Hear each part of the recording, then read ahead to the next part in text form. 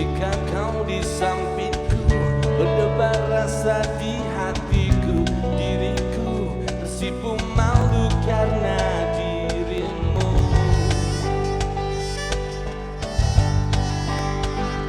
Ku ingin kau milikku. Oh baby, I'll take you to the sky. Forever you and I, you and I, you and I. Dan kita kan selalu bersama. Cintaku selamanya jika kamu milikku.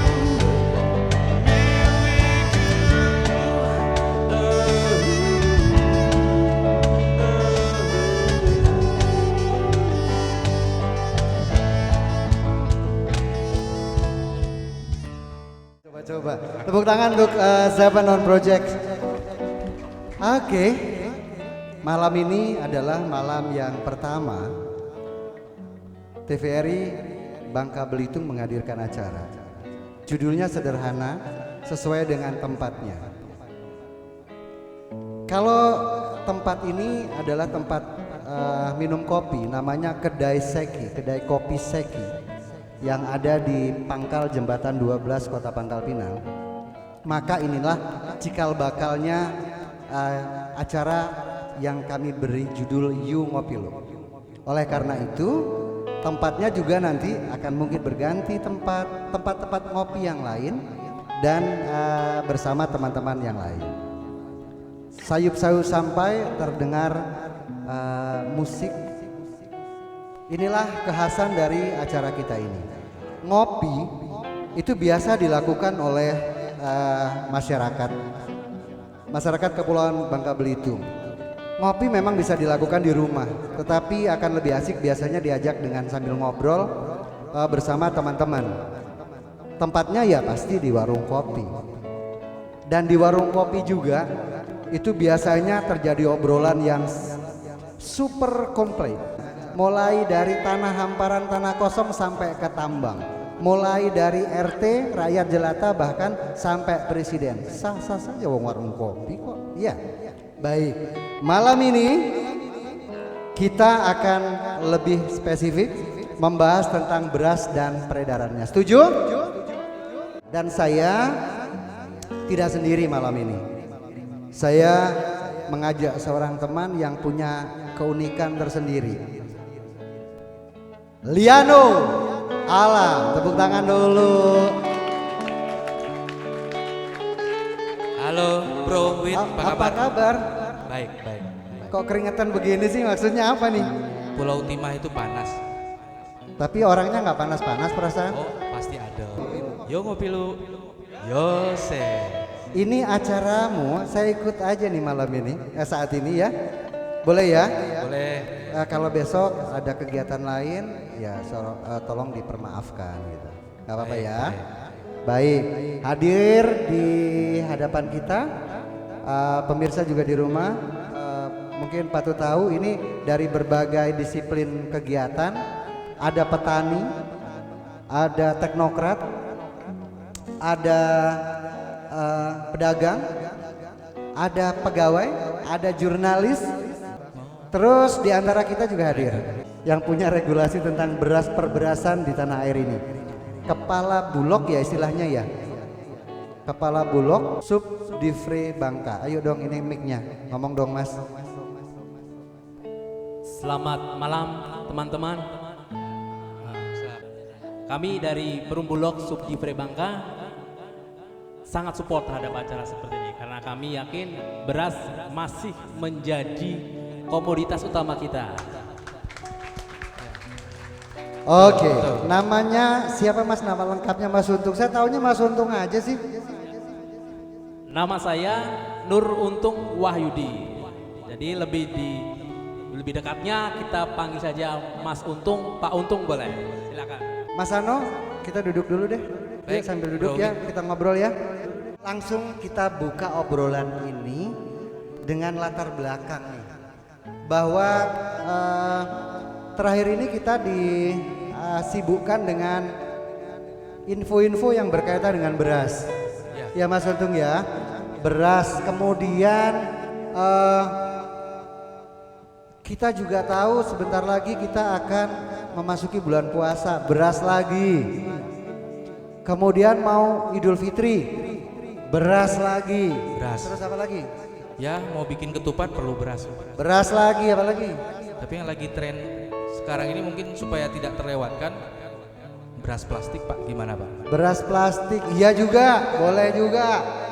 Beras tiruan, boleh juga.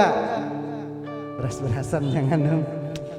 Baik, kenapa kita mengkhawatirkan tentang beras ini? Langsung saja yuk kita buka ya ke audien. Audien kita ini ada berbagai macam.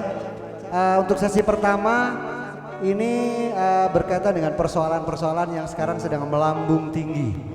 Dari Sabang sampai Merauke, walaupun bentuknya seperti apa saya juga nggak tahu. Yang saya tahu makan aja tentang makan beras. Kita persilakan, silakan dikasih kesempatan ke teman-teman. Baik, kepada bro-bro yang hadir di sini, saya yakin walaupun dengan latar belakang yang berbeda dari ibu-ibu, anak-anak, kakek-kakek, profesionalisme yang berbeda, barangkali teman-teman ada yang ingin bertanya, memberikan saran atau apapun di sini. Keluhan pertama tentang keluhan dulu deh. Keluhan tentang ya? beras nih, masalah terus ini. Ini kayaknya Masalah aja nih, terus. agak gimana? Maksud saya kalau memang mau pakai bahasa Bangka juga enggak apa-apa. Enggak masalah. Enggak masalah ada. Oh. Kita nyantai be. Apa Lanjut. yang ditanya ngomong bahasa Bangka Tentang pun enggak hal. nanti untuk yang menjawabnya Aha. di antara Gimana? teman-teman juga bisa jawab, Mas Ya. Untung juga bisa jawab, Tapi pokoknya saya simpulkan di NT sini juga adalah bisa jawab. Ya. Oke, lanjut. Kopi, komunitas orang pinter Indonesia, silakan. Kalau memang ada Iya, ya. pertanyaan. Ngopi, ngumpulnya orang pintar Indonesia. Boleh. Wah, betul. Boleh. Makanya di sini orang pinter semua di Oke, sini. lanjut. Ayo, Siapa silakan. yang pertama? Sebutkan nama Sebutkan nama. dan tinggal di mana. Oke, Cukup langsung ya. aja, langsung aja, langsung. Ya. Nama saya Sudarmo Pak, saya orang Gabek Pak. Oh ya. Orang Gabek. Ya, aslinya Udah, orang udah. Jawa. Nama sama Ya. ya, lanjut, Pak. Intinya begini Pak. Kebetulan ada Bapak Untung. Beras plastik itu yang seperti apa sih? Karena isunya ini udah meng-Indonesia plus Malaysia. Terakhir saya dengar kabar di Malaysia malahan. Nah, di Bangka Belitung seperti apa sih yang asli dan yang tidak? Itu satu. Boleh tanya berapa Pak?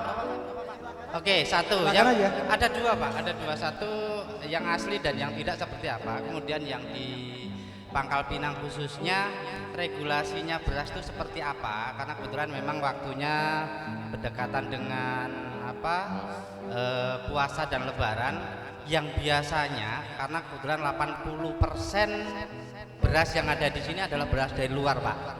Nggak ada di sini, jarang sekali masih beras yang ditanam di sini. Iya, Ada sih ada tapi jarang. Beras nggak ditanam, maksud kali, saya padi ditanam. karena ini dari luar tadi Pak. Beras Dari nggak ditanam. Oh iya.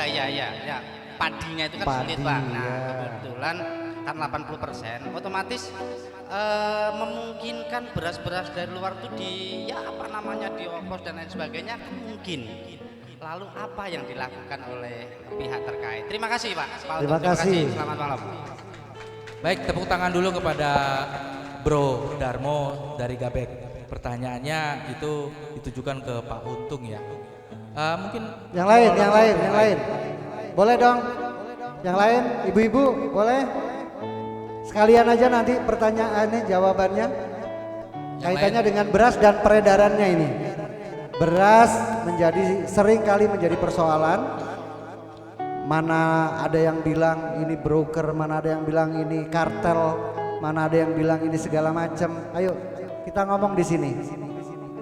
Kalau belum ada, satu dulu. Mas Untung ya. ya kita coba Langsung ke Pak Mas Untung. menjawab. Iya, terima kasih. Pertanyaannya bagus sekali. Memang saat ini isu beredar di mana-mana sampai ke Malaysia yang informasi Bapak tadi sampaikan. Tapi perlu kita waspadai juga bahwa yang namanya beras ini kan perdagangannya luas sekali, Bapak Ibu. Kita punya petani sangat banyak dengan produksi hampir 37 juta ton beras di Indonesia. Di Indonesia. Ya.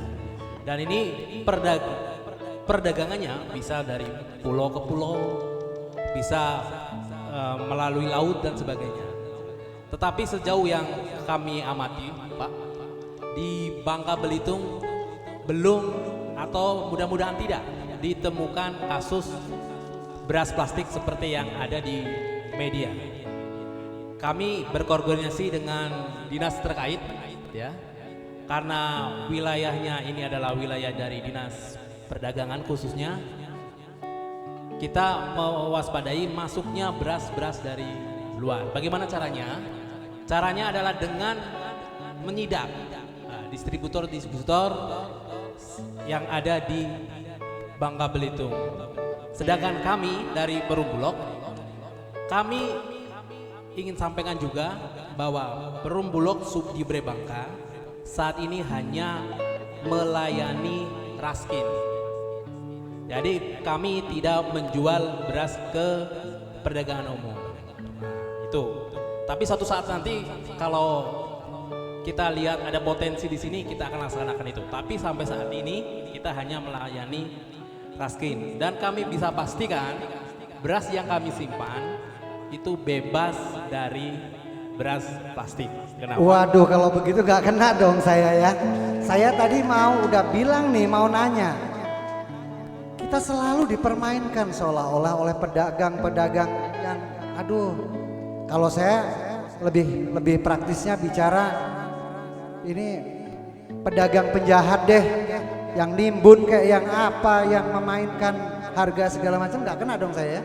Oke, tadi untuk rasin kita memang fokus di situ. Tapi apabila stok kami diminta oleh pemerintah, oleh dinas untuk menjaga stabilitas harga, kita siap. Karena stok kami cukup sampai hari ini, bisa saya sampaikan sampai bulan Juli itu aman untuk Bangka Belitung. Nah, stok ini bisa digunakan untuk stabilisasi harga, Pak.